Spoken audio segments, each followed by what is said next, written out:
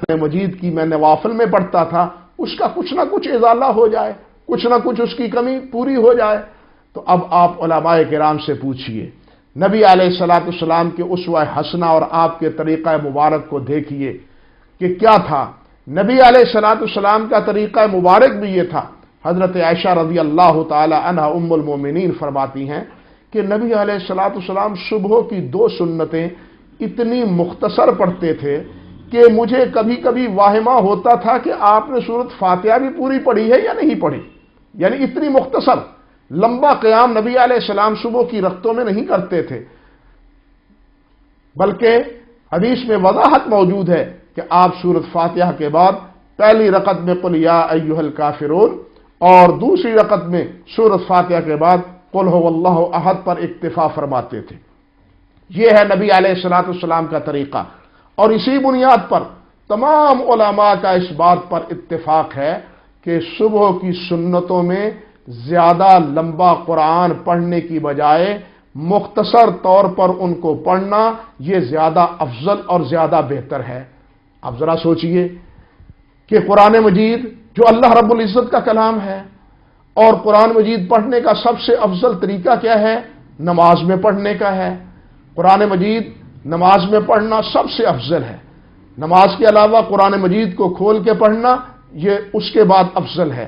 پھر تیسرا درجہ یہ ہے کہ قرآن مجید کو زبانی پڑھا جائے، تو سب سے افضل درجہ وہ نماز میں قرآن مجید پڑھنے کا ہے۔ اب یہ 2 سنتیں ہیں صبح کی، اب ان 2 سنتوں میں اگر لمبا قیام کیا جائے، بڑی بڑی لمبی لمبی صورتیں پڑھی جائیں، تو کیا خیال ہے اتنی بابرکت 2 رکعتوں میں زیادہ قیام لمبا، زیادہ قرآن مجید کی تلاوت وہ باعث افضل ہونی چاہیے، باعث اجر ہونی چاہیے یا نہیں؟ حدیث میں آتا ہے نبی علیہ الصلوۃ والسلام سے پوچھا گیا ای الصلاۃ افضل یا رسول اللہ، کہ اللہ کے رسول کون سی نماز سب سے بہتر ہے؟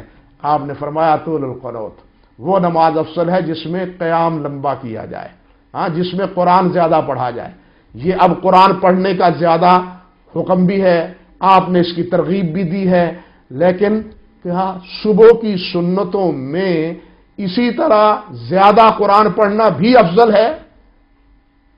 آپ نبی علیہ الصلوۃ والسلام ظہر کی سنتیں پڑھتے تھے، اس وقت لمبا قیام فرماتے تھے، تراویح کی نماز میں لمبا قیام ہوتا تھا، نوافل میں نبی علیہ الصلوۃ والسلام کا لمبا قیام ہوتا تھا، حتیٰ کہ آپ کے پاؤں مبارک متورم ہو جاتے تھے۔ صدیقہ کائنات آپ سے عرض کرتی ہیں کہ سرکار اللہ رب العزت نے تو آپ کے بڑے ہی درجے بلند کیے ہیں اور آپ کے پہلے پچھلے سب گناہ معاف فرما دیے ہیں، آپ اتنی تکلیف کیوں برداشت کرتے ہیں؟ تو آپ جواباً ارشاد فرماتے ہیں عائشہ افلا اکون عبدا شکورا، کیا میں اللہ کا شکر گزار بندہ نہ بنوں؟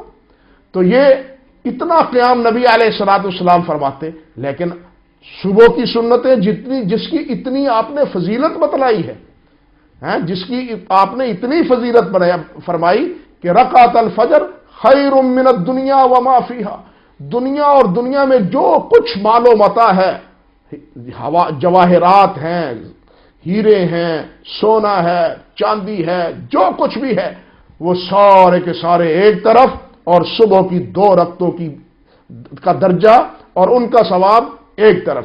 اللہ کے ہاں یہ اتنا بڑا 2 رکعتوں کے پڑھنے کا جو ثواب ہے، لیکن اگر انہی 2 رکعتوں میں زیادہ لمبا قیام کیا جائے تو کیا یہ درست ہے؟ تمام علماء کہتے ہیں نہیں جی، یہ درست نہیں۔ کیوں؟ بھائی قرآن پڑھنا ہے نا، کوئی کچھ اور تو نہیں کرنا، اللہ کے حضور ہاتھ باندھ کے کھڑے ہونا ہے، قرآن پڑھنا ہے، قیام کرنا ہے، کچھ اور تو نہیں کرنا۔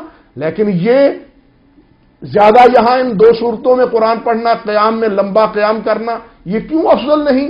اس لیے افضل نہیں کہ نبی کریم صلی اللہ علیہ وسلم کا معمول یہ نہیں، آپ کا یہ طریقہ نہیں، آپ نے یہ صبح کی 2 سنتیں مختصر پڑھی ہیں۔ بالکل اسی طرح علماء نے اور بھی بتلایا ہے، صبح کی سنتیں 2 مختصر پڑھنا یہ بھی افضل۔ اسی طرح مغرب کے بعد کی 2 سنتیں پڑھنا تخفیف کے ساتھ، ہلکی صورتیں، آتا ہے حدیث پاک میں کہ مغرب کی سنتوں میں بھی عموماً نبی علیہ الصلوۃ والسلام قل یا ایھا الکافرون، فاتحہ کے بعد سورۃ فاتحہ کے بعد قل یا ایھا الکافرون، اور دوسری رکعت میں سورۃ فاتحہ کے بعد قل ھو اللہ احد تلاوت کیا کرتے تھے۔ تو اسی لیے علماء فرماتے ہیں کہ مغرب کے بعد کی سنتوں میں بھی تخفیف افضل ہے۔ اسی طرح اللہ رب العزت اپنے گھر میں لے جائے تو طواف کے بعد جو 2 رکعتیں ادا کی جاتی ہیں ان میں بھی قرآن کم پڑھنا، اس میں بھی تخفیف مستحب ہے اور زیادہ محبوب ہے، اور وہاں بھی یہ منقول ہے کہ نبی علیہ الصلوۃ والسلام تھوڑا قیام کیا کرتے تھے۔ اب اللہ کے گھر میں، اللہ کے گھر کے سامنے مقام ابراہیم کے قریب 2 رکعتیں اللہ کے نبی علیہ الصلوۃ والسلام کے حکم کے مطابق، لیکن اس میں لمبا قرآن قیام اور زیادہ قرآن مجید یہ پڑھنا کیوں افضل نہیں؟ اللہ کے گھر میں قرآن نازل ہوا، اللہ کے گھر میں انسان کھڑا ہے اور 2 رکعتیں پڑھ رہا ہے، لیکن یہاں قرآن مجید 2 رکعتوں میں کیوں افضل نہیں؟ اس لیے کہ نبی کریم صلی اللہ علیہ وسلم نے یہاں مختصر ہی 2 رکعتیں ادا کی ہیں، لمبا قیام طواف کے بعد کی 2 رکعتوں میں نہیں۔ اسی طرح حدیث میں آتا ہے نبی علیہ الصلوۃ والسلام نے ارشاد فرمایا اذا جاء احدکم والامام یخطب فلیصلی رکعتین ولیتجوز فیہما او کما قال النبی صلی اللہ علیہ وسلم۔ آپ نے فرمایا کہ جب کوئی تم میں سے مسجد میں آئے جمعے کے لیے اس حالت میں کہ امام خطبہ دے رہا ہو، امام خطبے میں مشغول ہو، تو پھر آنے والا کیا کرے؟ فل یرکع رکعتین قبل ان یجلس، بیٹھنے سے پہلے وہ 2 رکعتیں ادا کرے، ولیتجوز فیہما، اور آپ نے فرمایا کہ لمبا قیام شروع نہ کر دے بلکہ مختصر پڑھے۔ تو یہاں بھی علماء نے کہا کہ یہ 2 رکعتیں جب امام اس طرح خطبہ ارشاد فرما رہا ہو تو اس وقت بھی 2 رکعتیں پڑھنا نبی علیہ السلام کا حکم ہے، اور وہاں 2 رکعتوں میں تخفیف قرات وہ بھی آپ کا حکم ہے۔ اس لیے 2 رکعتیں جمعے کے خطبے کے دوران کی ہوں، یا اسی طرح صبح کی 2 سنتوں کی ہو، یا اسی طرح مغرب کے بعد کی 2 سنتوں کی ہو، یا اسی طرح 2 رکعتیں طواف کی ہوں، ان میں قرآن مجید زیادہ پڑھنے کی بجائے مختصر اور تھوڑا قرآن سنت کے مطابق ان صورتوں کو پڑھنا اور ان پہ اکتفا کرنا یہ زیادہ مستحب اور زیادہ اجر و ثواب کا باعث ہے۔ تو کیا معلوم ہوا بھائی؟ اس سے سوچے نا ذرا، اس سے کیا معلوم ہوا کہ اجر و ثواب میرے اور آپ کے اختیار میں نہیں ہے۔ اجر و ثواب کا تعین کہ اس سے اجر ملتا ہے، اس سے اتنا اجر ملتا ہے، اس کا اتنا ثواب ہے، یہ میرے اور آپ کا مسئلہ نہیں ہے، یہ مسئلہ ہے سید کائنات حضرت محمد الرسول اللہ صلی اللہ علیہ وسلم کا۔ آپ جس کو جتنا اجر ثواب قرار دیں اتنا وہ اجر ہے، میری اور آپ کی مرضی سے کوئی عمل نہ اجر و ثواب کا بن پاتا ہے اور نہ ہی اس سے اجر و ثواب ملتا ہے۔